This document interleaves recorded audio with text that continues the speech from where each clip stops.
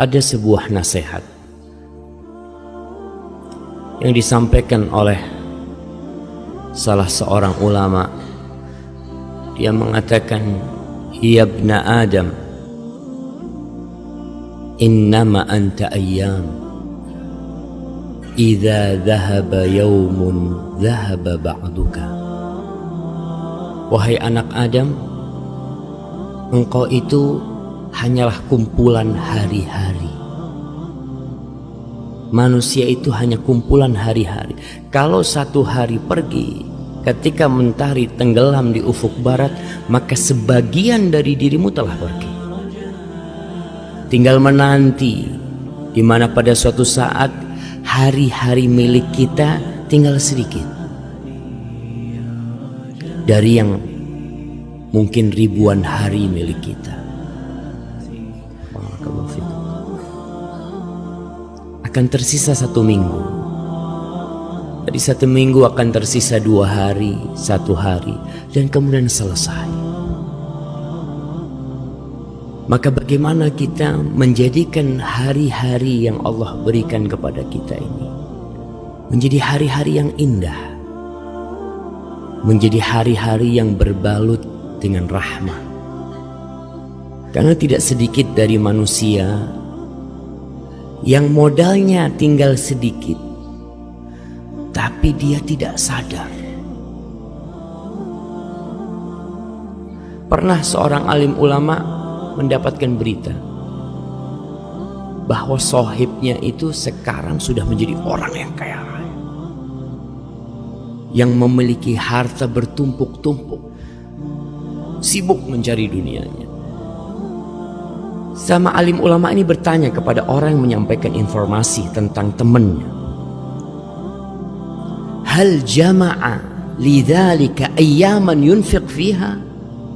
Apakah temanku itu yang mengumpulkan harta banyak juga mengumpulkan waktu, juga ikut mengumpulkan hari-hari untuk dia membelanjakan harta yang dia kumpulkan? Kata temannya, ya nggak mungkin lah. Nggak mungkin manusia bisa menambah 1 hari dari hidupnya, nggak bisa. Kata alim ulama ini, idzan ma jama'a syai'an. Kalau gitu dia tidak mengumpulkan apapun. Kalau kita mengumpulkan harta tapi tidak mengumpulkan hari, terus buat apa tuh harta? Kapan kau akan infakkan tuh harta? Dan terbukti tidak sedikit orang-orang yang mengumpulkan harta, waktunya habis. Modal utama dia waktu habis, sehingga belum sempat dia menikmatin semua hartanya. Rasulullah Sallallahu Alaihi Wasallam, beliau mengajarkan kepada kita bagaimana hari-hari kita ini menjadi hari-hari yang indah. Di dalam hadis yang diriwayatkan oleh Ummu Salamah, hadis Ibnu Majah dan disahihkan oleh Syekh Albani, kata Ummu Salamah, kana Rasulullah sallallahu alaihi wasallam idza asbaha as-subhu yaqul, Nabi alaihi salatu wassalam kalau masuk waktu pagi hari, ini awal hari, beliau berkata, Allahumma inni as'aluka ilman nafi'an wa rizqan thayyiban wa amalan mutaqabbalan. Tiap hari memulai harinya dengan sebuah doa, ya Allah, aku memohon kepadamu. Subhanallah, tauhid seorang hamba tidak meminta kecuali kepada Sang Pencipta, tidak memohon kecuali kepada Allah Jalla Jalaluhu. As'aluk. Di sini kita juga diajarkan bahwa seorang muslim tidak perlu kagok, nggak perlu malu untuk memohon kepada Pencipta. Tidak perlu apa yang diucapkan dalam lisan kita, yang terbetik di hati pun Dia tahu. Tapi Allah memerintahkan kepada kita untuk minta. Allah berfirman, "Idza sa'alaka 'ibadi anni." Kalau hamba-hambaku bertanya kepadamu tentang aku, fa inni qarib. Aku itu dekat, kata Allah. Allah berada di atas arsy-Nya sana, tapi dia dekat dengan hambanya. Ujibu da'watad da'i idza da'ani. Aku mengabulkan doa orang-orang yang minta. Kalau dia minta, maka kita diperintahkan untuk minta. Walaupun Allah tahu dengan hajat kita, Allah tahu dengan keperluan kita, minta sama Allah. Di ayat lain Allah mengatakan, Ud'uni astajib lakum. Kau minta sama aku kabulkan apa yang kau minta. Maka Nabi mengajarkan kepada kita untuk meminta, untuk memulai harinya dengan permohonan. Permohonan apa? Kita ini punya modal satu hari ini. Kita nggak tahu sampai jam berapa hidup kita. Di detik keberapa waktu kita akan habis, kita nggak tahu. Tapi yang pertama dipinta oleh Rasulullah SAW, ilman nafi'an, ilmu yang bermanfaat. Tidak semua ilmu. Banyak ilmu diajarkan di muka bumi ini. Banyak ilmu dicari oleh manusia, diburu oleh insan sampai ke ujung dunia mencari ilmu. Tapi sebagian ternyata ilmunya tidak membawa manfaat buat dia, buat keluarganya, sehingga ilmu itu mengantarkan ke dalam api neraka. Ilmu apa sih yang bermanfaat? Berbicara tentang kebutuhan manusia kepada ilmu, gak perlu kita meragukan. Kita lihat di negeri kita, SD, TK, sebelum TK PAUD, SD, SMP, SMA, banyak sekali. Itu pertanda manusia perhatian akan ilmu. Tiap hari belajar ilmu. Hari Ahad pun ketika libur, orang tuanya ngomong, "Nak, Ahad bukan berarti kau nggak sekolah, kau tetap belajar." Karena kita butuh dengan ilmu.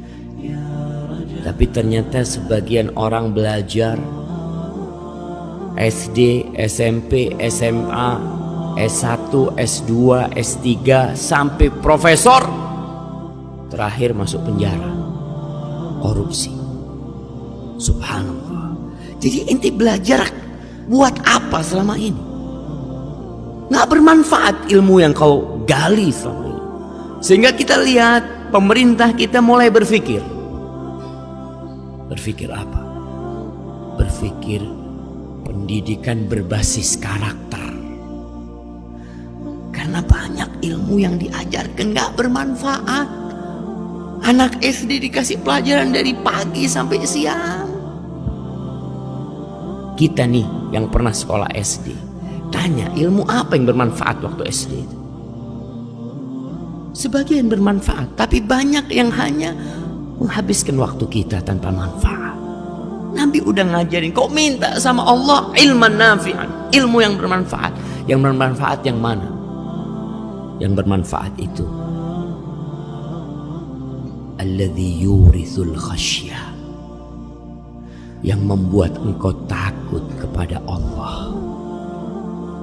Ilmu yang bermanfaat yang membuat engkau berbakti kepada orang tuamu, membuat engkau empati kepada tetanggamu, membuat engkau berakhlak mulia, berkarakter yang baik, membuat engkau menghormati yang lebih tua, menyayangi yang lebih kecil, membuat engkau tahu mana yang halal dan mana yang haram, membuat engkau tahu mana kira-kira amalan yang diterima sama Allah dan mana amalan yang ditolak sama Allah.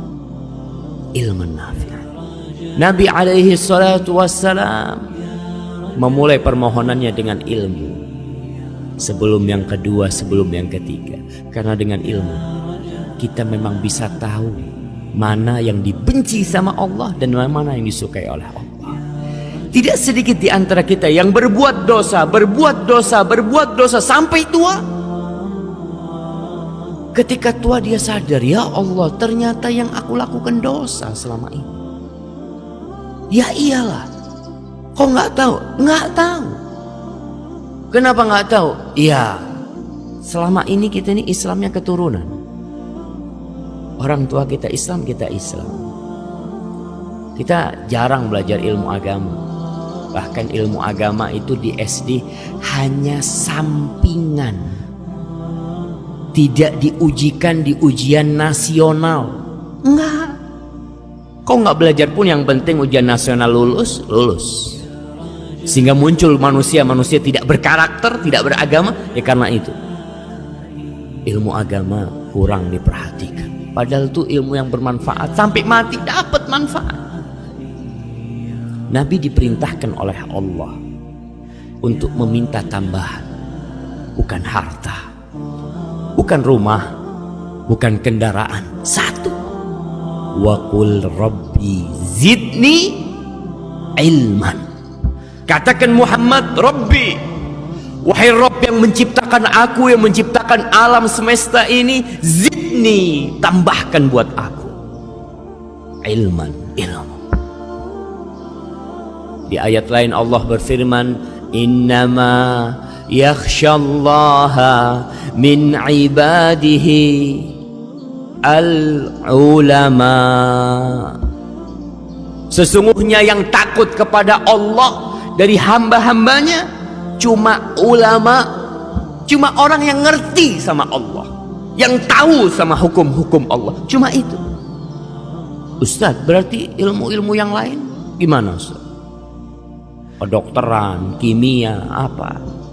Ilmu itu bermanfaat kalau dibalut dengan ilmu kepada Allah. Tetap dasarnya itu ilmu tentang Allah. Karena tidak sedikit orang yang menjadi profesor di kedokteran, apa dia bisa sholatnya benar? Karena dia belajar di kedokteran. Nggak bakal. Tetap dia harus belajar agama supaya dia tahu sholat yang benar itu gimana. Kemudian setelah itu beliau memohon rizqan thayyiban, rezeki, tidak sembarang rezeki. Bukan rezeki yang banyak, bukan rezeki yang luas, bukan mobil yang mewah, bukan rumah yang tingkat, bukan tanah yang berhektar-hektar, tapi yang diminta rizqan thayyiban, rezeki yang thayyib. Apa tuh rezeki yang thayyib? Rezeki yang thayyib adalah rezeki yang bermanfaat, halal, bermanfaat buat kita. Rezeki buat kita tuh bukan yang kita tumpuk di lemari kita, bukan.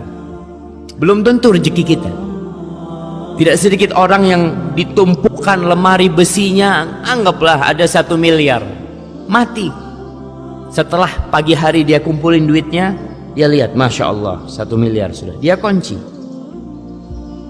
Jam 9 pagi, masuk rumah sakit, diperiksa sama dokter, mood, udah mati. Duit itu rezeki dia? Bukan. Punya anaknya bisa jadi, atau punya ke orang lain bisa jadi. Maka yang diminta oleh seorang hamba rizqan thayyiban, rezeki yang thayyib, yang bermanfaat buat tubuh kita. Tentunya yang halal pada awalnya, bermanfaat buat anak kita, bermanfaat buat keluarga kita. Bukan yang banyak, tapi yang thayyib. Tentunya dengan ilmu tadi kita bisa memilah-milah mana yang thayyib dan mana yang tidak thayyib. Kita hidup di masa yang manusia tidak lagi perhatian. Amin halalin iktasab, apakah dari yang halal dia dapatkan, amin haramin. Jangan lagi mikir, yang penting dapat fulus. Sampai muncul pernyataan-pernyataan, Ustaz, yang haram aja susah, apalagi yang halal.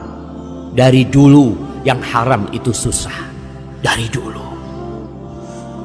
Karena manusia secara fitrah ketika berbuat haram, melakukan atau mengambil rizki yang haram, nggak nyaman di hati dia. Sampai hari ini susah. Yang halal banyak. Tinggal kita mau nggak belajar, terus berusaha. Yang ketiga, yang dipinta sebagai modal dan bekal perjalanan hari kita ini, wa amalan mutaqabbala, amalan yang diterima. Sekali lagi, Nabi itu mengajarkan kepada kita kualitas, bukan kuantitas. Ilmu bukan ilmu yang banyak, rezeki bukan rezeki yang banyak, itu kuantitas semuanya. Kemudian amalan bukan amalan yang banyak, tapi amalan yang diterima. Dan itulah sebenarnya tujuan kita beramal, supaya diterima, bukan asal beramal. Muncul orang-orang yang mengatakan, sudahlah nggak usah bicara tentang sholat yang benar, sholatnya Nabi atau sholatnya siapa, yang penting sholat. Laung banyak orang yang tidak sholat. Subhanallah. Bukan yang penting sholat, yang penting bagaimana sholat diterima sama Allah. Karena Allah berfirman, fawailun lil musallin, celaka ada orang-orang yang ruku sujud tahunan masuk neraka. Sholat. Jadi hati-hati kita, jangan cuma asal sholat. Amalan mutaqabbalah tuh yang diminta sama Rasul. Sholat yang diterima tuh yang kita inginkan. Siapa orang-orang yang sholat tapi masuk neraka? Kalau yang nggak sholat jangan dipikirin. Ini yang sholat masuk neraka. Alladzina hum an sholatihim sahun. Mereka adalah orang-orang yang sholat lalai sama sholatnya. Alladzina hum yura'un. Mereka sholat tapi riya. Sholat gak bakal diterima sholatmu kalau kau tidak mengharapkan ridha Allah Jalla Jalla. Di dalam hadis yang diriwayatkan oleh Imam Tabrani, dan hadis ini hasan, Nabi SAW bersabda, Innar rajula la yusalli salata 60 sana.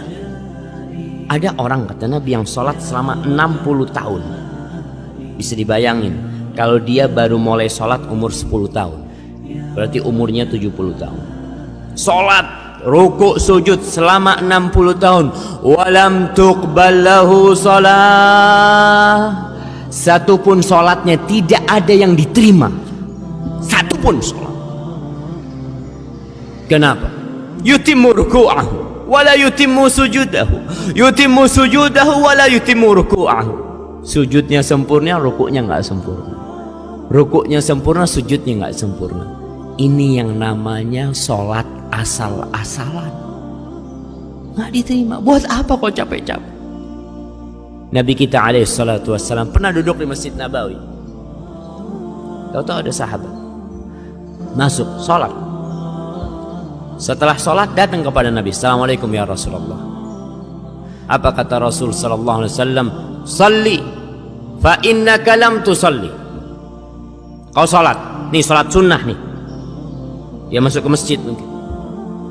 Kau sholat, sebenarnya kau itu belum sholat. Loh, tadi rukuk sujud ngapain? Ternyata ada sholat yang tidak dicatat. Innaka lam tusalli, kau belum sholat. Akhirnya sholat lagi orang. Sholat. Dilihat sama Nabi. Selesai sholat, Assalamualaikum. Datang lagi ke Rasulullah SAW. Apa kata Nabi SAW? Salli fa innaka lam tusalli. Sholat, kau belum sholat. 2 kali. Akhirnya yang ketiga dia sholat. Assalamualaikum. Akhirnya dia datang lagi kepada Rasulullah SAW. Apa kata Rasulullah SAW? Salli fa innaka lam tusalli. Sampai 3 kali. Kau balik sholat, kau belum sholat. Wahai Rasulullah sallallahu alaihi wasallam, la uhsinu ghaira hadhih. Aku nggak bisa lagi sholat lebih baik dari yang tadi kau lihat. Sholatku paling baik sudah itu. Fa'allimni, maka ajarin aku gimana sholat yang benar. Modalnya tetap ilman nafi'an. Orang kepingin sholatnya benar, kepingin ibadahnya benar, ilman nafi'an, ilmu yang bermanfaat, sehingga dia bisa tahu sholatku ini gimana yang benar. Karena ada orang hidup bersama Nabi tapi sholatnya tidak benar. Apalagi kita yang jauh jaraknya dari Rasul sallallahu alaihi wasallam. Kalau kita nggak belajar, nggak ngaji tentang sholat, tentang puasa, tentang tauhid kita, sekali lagi, kebanyakan umat Islam di Indonesia itu Islamnya keturunan, sholatnya keturunan, puasanya keturunan. Bapaknya sholli, anaknya sholli. Bapaknya maling, anaknya maling. Ya udah. Maka amalan mutaqabbalah kita pinta kepada Allah. Dan pada akhirnya Allah Jalla Jalaluhu menciptakan kematian dan kehidupan ini. Alladzi khalaqal mauta wal hayata liyabluwakum ayyukum ahsanu amala. Untuk menguji siapa di antara kalian yang paling baik amalannya, bukan yang paling banyak. Tidak. Maka sekali lagi belajar. Kalau kita nggak mau belajar, bahkan menganggap ilmu agama sebagai sampingan, sebulan sekali datang ke pengajian, sisanya untuk dunia, untuk akhiratmu ya kalau ada waktu. Saat ana masyghul, banyak kerjaan, banyak syugulan, ya gimana? Kerjaan tinggalkan. Ketika kita datang ke majelis ilmu, ingat kita datang menuju jalan-jalan surga. Oke, kita pulang dari sini nggak dapat fulus, mungkin kita tutup toko kita sehingga orang berpikir rugi anak Ustaz. Nggak rugi, nggak bakalan rugi tatkala kau keluar menutup tempat kerjamu menuju Allah Jalla Jalaluhu.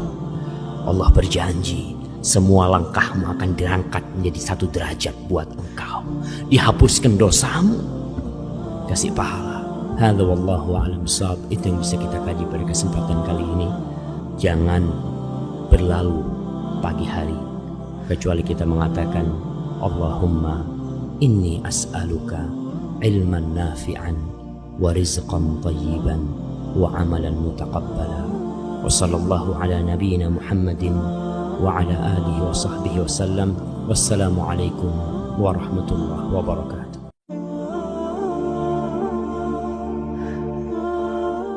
Ada istri-istri yang tahu diri dia. Dia tidak ingin membebani orang tuanya yang sudah melahirkan dia. Dia tidak ingin orang tuanya juga sedih dengan kesedihan dia. Cukup sudah ibunya merawat dia. Cukup sudah orang tuanya lelah mencarikan suami buat dia. Cukup sudah. Maka tuh